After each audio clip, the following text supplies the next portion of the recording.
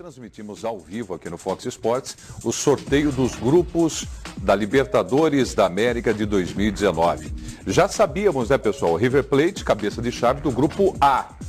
E aí, durante o sorteiozinho, estava do meu lado, o Pascoal também, viu, o PVC Edmundo. E fomos acompanhando.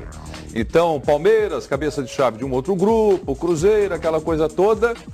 E aí começam a cair os times do grupo A. E é só pancada. Então vem River Plate, Internacional, o Aliança de Lima. E neste grupo, no avanço a partir agora do próximo dia 22 de janeiro, quando começa a Libertadores da América, está aí o grupo para vocês, o São Paulo pode cair nesse grupo desde que se classifique, evidentemente. E tomara que consiga a classificação. Então, foi considerado o grupo da morte. Zinho, River Plate, Internacional, Aliança Lima e provavelmente São Paulo Futebol Clube. Preto, você estava falando aí, eu estava lembrando que o Caetano estava lá no sorteio. Sim. Você lembra ele entrevistando o Rodrigo Caetano? Lembro. O semblante dele? Você ainda falou, você parece que está preocupado. não há razão para isso, né? PVC, aí eu brinquei com ele. E aí ele confirmou. Pô, não é pra menos, né, Zinho? Olhei esse grupo, se o São Paulo entrar, mas é o que sobrou pra gente. E realmente, se o São Paulo entra aí, é um grupo forte. Tem nove títulos de Libertadores da América nesse grupo. Aí o Pascoal até brincou. O Alianza Lima é o... Isso é o time ventilador. Time ventilador. Aí eu falei assim, mas força danada e só sai o ventinho. Mas esses times assim, ventilador, é que acaba atrapalhando os com maior expressão. O ano passado no grupo vai lá, do Palmeiras... perde um pontozinho, Pascoal, já se complica. O ano passado, desculpa, 2018, nós estamos aí em 2018, a gente fica projetando 2019, né? Na Libertadores de 2018, o Palmeiras foi lá e passou de passagem, todo mundo foi lá e passou de passagem contra o Alianza Lima. Né? Todo mundo, Júnior Barranquilla, Palmeiras, o Boca, todo mundo foi lá e passou de passagem pelo Alianza. O time do Alianza Lima realmente é fraco, pro nível desse grupo. E também dá uma sorte eles, né? Cai em cada grupo. Cada grupo que eu vou dizer, caiu com Boca, Palmeiras e Alianza Lima no ano passado. E o Júnior Barranquilla. O Júnior Barranquilla. Nesse ano cai contra a Internacional, o River Plate, possivelmente São Paulo. Em contrapartida, o que você está dizendo, quando a gente entrevistou o Lugano, né? Até o Caetano falando com ele, falou, é difícil, o grupo é difícil, mas eles também vão olhar o São Paulo e vão falar, opa, São Paulo, 3 Libertadores, 3 Mundiais, é melhor respeitar. Só lembrar que o São Paulo, para chegar nesse grupo, tem que passar primeiramente com o Tajeres, a equipe de Córdoba. 15º colocado do Campeonato Argentino. Do Campeonato Argentino, né? É o primeiro confronto e passando pelo Tajeres tem ainda ou o Palestino ou o Independiente. Que é o vice-campeão colombiano. O Independiente de Medellín. Então, o Tajeres já começa que você remete às 2 últimas eliminações do São Paulo em competições sul-americanas. Copa Sul-Americana de 2017, São Paulo caiu contra o Defensa e Justiça, e 2018 contra o Colón. O Tajeres não é muito diferente disso. É um time médio da Argentina, médio pequeno. Sem tradição. Mas que o São Paulo tem se complicado contra esses times. O Aliança, o problema não é o Aliança. Eu lembro muito do São Paulo, naquele 4-1 que tomou do São Caetano em 2007, que voltava de Lima. O problema do Aliança não é jogar em Lima, é o que compromete no calendário. O pós e o pré. A viagem é longa, o desgaste. O Muricy atribuía muito disso. A eliminação, a perda do título de 2006 e do Paulista de 2007, e 2007 quando tomou 4-1 do São Caetano, voltando de Lima. Por causa, o Muricy entendia que tinha um desgaste atrapalhado também. Claro que assim, é um aspecto só para as outras competições. Mas claro, se o São Paulo chegar até a fase de grupos, o problema não é a Aliança, é o River e o Internacional. Nós temos uma referência da Libertadores da América deste ano de 2018, que foi a passagem do Palmeiras por lá, né? Na fase de grupos. Que tinha o Aliança, o Boca e o Barranquilla. O Júnior Barranquilla. O Aliança perdeu de todo mundo. O Aliança perdeu, em casa perdeu de todo mundo. Em casa, especialmente, a gente está falando de jogar em Lima, como o PVC falou, jogar em Lima. Em Lima, não ofereceu nenhuma resistência. O Boca Juniors foi lá e ganhou 2-1, se não me falha a memória.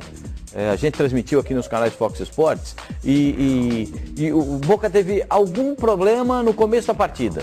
problema, eu não sei se era de adaptação ao gramado ou da viagem, alguma coisa assim. Mas depois do transcorrer do jogo, ganhou a partida tranquilamente. O Palmeiras foi lá e jogou como se estivesse em casa, com absoluta tranquilidade.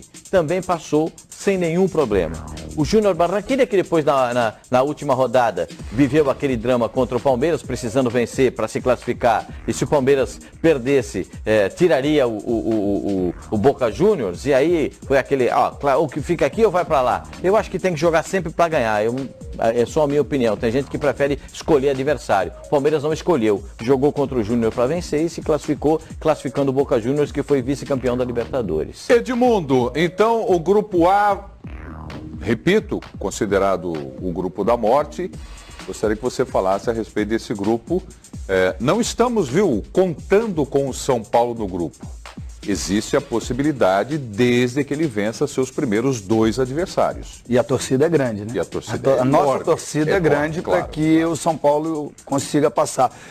Ficou muito na minha memória a classificação do Botafogo em 2017, quando ele pegou 2 campeões de Libertadores, passou a fase de grupos e depois caminhou bem com um time razoável. Foi parar no Grêmio, né? Foi parar no Grêmio na semifinal. Na semifinal contra um campeão. Pegou primeiro o Olímpia e depois o Colo-Colo. Exatamente. Então, assim, há quem vê prejuízo em jogar esses jogos classificatórios e há quem vê vantagens. Que você já vem embalado para a fase de grupos. Você faz mais jogos, né? Oi? Faz mais jogos. Faz mais jogos, você ambienta mais rapidamente o seu jogador àquela competição. E aí você pega o Alianza Lima e tem que fazer os 6 pontos, porque os seus adversários, na teoria, vão fazer. Né? Então, o confronto depois é confronto direto. E aí o fator campo, jogar em casa, né, foi muito bom para o Inter esse ano. Para o River não foi. Para o River já não foi. Perdeu, inclusive, para o Grêmio. Então, assim, é fundamental fazer os 6 pontos contra o Alianza Lima e depois ganhar todos os jogos em casa. Porque qualquer empate, ou contra... Você falar do São Paulo, se empatar contra o River fora, se empatar contra o Internacional fora, ele está classificado.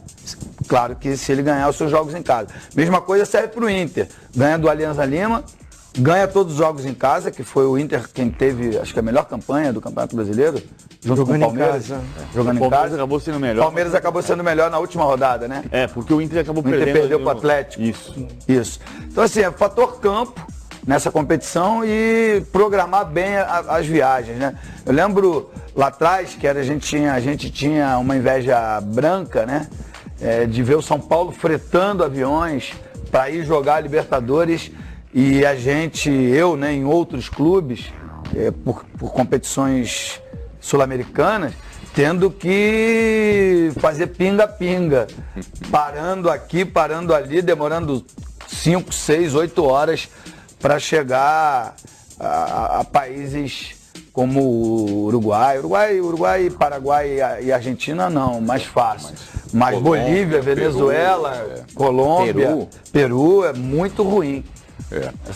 Bom, pessoal, o PVC estava do meu lado, nós transmitimos o jogo do River Plate pelo Mundial contra o Al-Ain e está nesse grupo.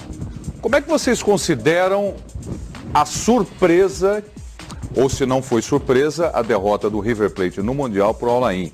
Isso prepara a equipe para o início da Libertadores da América de 2019? Eu acho que tem... Bom, está acontecendo com a América do Sul de perder semifinal de Mundial. E a gente pode refletir muito sobre isso. Vamos colocar esses números, então? Foram 9 disputas... De 2005 para cá. Passaram 5 e perderam 4. É a quarta vez, a terceira para o dono da casa. É muita coisa, A né? terceira para o dono da casa. O dono da casa. Né? O Raja Casablanca tirou o Atlético, o Kashima Antlers tirou o Atlético Nacional e o Al-Ain tirou o River Plate. Acho que isso tem muito a ver com o fato de você estar vendendo os principais jogadores e continuar com a mesma responsabilidade. Você está olhando assim, o River Plate é o Al-Ain, a obrigação é do River, o Al-Ain é franco atirador. O nervosismo é do River, a tranquilidade é do Al-Ain. A torcida mostrava isso. Então, acho que passa por aqui. A Libertadores é uma outra história. O River já foi eliminado em fase de grupos. 2009 foi a última vez, no Grupo Nacional de Montevideo. O River terminou em terceiro lugar. Mas era o outro River Plate que 2 anos depois seria rebaixado na Argentina. Hoje é diferente. Você não olha para o River Plate e imagina que ele vai passar apuro.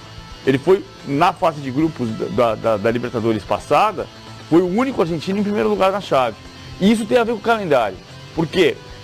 Enquanto o Brasil começa a temporada e está descansado no primeiro semestre, a Argentina está terminando a temporada e vai se cansando. No caso desse ano de 2018, ainda teve a greve. Lembra quando o River Plate foi jogar contra o Flamengo? Eles vinham de 3 semanas sem jogo porque tinha greve dos jogadores.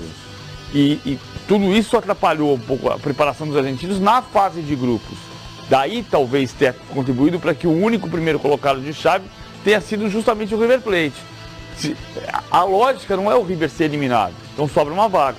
O Internacional, antes do Rodrigo Caetano, na época do Abel, passou por um grupo muito parecido com esse, se o São Paulo cair.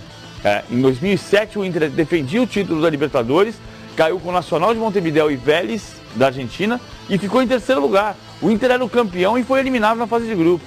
Então, como é que dizia? Cachorro mordido de cobra? Tem medo de linguiça? Medo de linguiça. Tem essa lembrança. Por outro lado, o Rodrigo Caetano caiu no grupo do Boca Juniors em 2012, quando era dirigente do Fluminense, e o Fluminense ficou na frente do Boca. Tem que jogar, não adianta. Tá sorteado, tem que entrar em campo e jogar bem. Mas é que o que o Rodrigo Caetano refletiu naquela entrevista foi a surpresa. Porque tinha acabado de sair o sorteio, né? E o Fernando Caetano entrevistou e ele estava surpreso, né, de ver os adversários que tinha e a probabilidade de entrar o São Paulo no grupo. Cria um impacto. Você tem o River Plate, multicampeão da Libertadores, o Internacional campeão da Libertadores, o São Paulo tricampeão da Libertadores e apenas o Alianza Lima diferente. Então ele fala assim, poxa vida, como é que a gente vai entrar nisso aqui? Porque ele, o Rodrigo Caetano e o torcedor do Internacional, os dirigentes do Internacional, sabem das dificuldades que eles têm. Né? Da dificuldade da montagem, de montar um time, da dificuldade de chegar na primeira fase. Porque o São Paulo se apresenta, por exemplo, agora dia 3, daqui a 4 dias, o São Paulo se apresenta e vai viajar para os Estados Unidos. Vai fazer o torneio lá na Flórida. E aí vai voltar para o Campeonato Paulista e no meio do Campeonato Paulista tem Libertadores da América. Para o São Paulo é um grande problema. E para o Rodrigo Caetano ainda tinha surpresa de ser entrevistado pelo Fernando Caetano. Fernando Caetano. Logo depois. Família Caetano reunida. Não, mas foi legal o Zinho destacar. Ele realmente estava assustado. Eu acho que Ele assim, realmente estava assustado. porque o sorteio, né, foi da seguinte forma: os cabeças de chave primeiro, né? Para definir ali em qual posição dos grupos. Depois vai o sorteio do pote 2. O primeiro nome que saiu. A primeira bolinha tinha muita bola. Tinha muita bolinha ali. Todas. Caraca, aí eu acho que o Rodrigo Caetano Não é possível. A primeira foi o Inter. Internacional. Aí no final ainda tem aquela coisa do sorteio do São Paulo, né? Ainda cai o G do São Paulo. Cai. Então assim, eu acho que foi uma decepção, a mistura ali. Mas eu vou te falar, olhando nesse momento, olha que ainda falta alguns dias, bastante dias aí para esses jogos.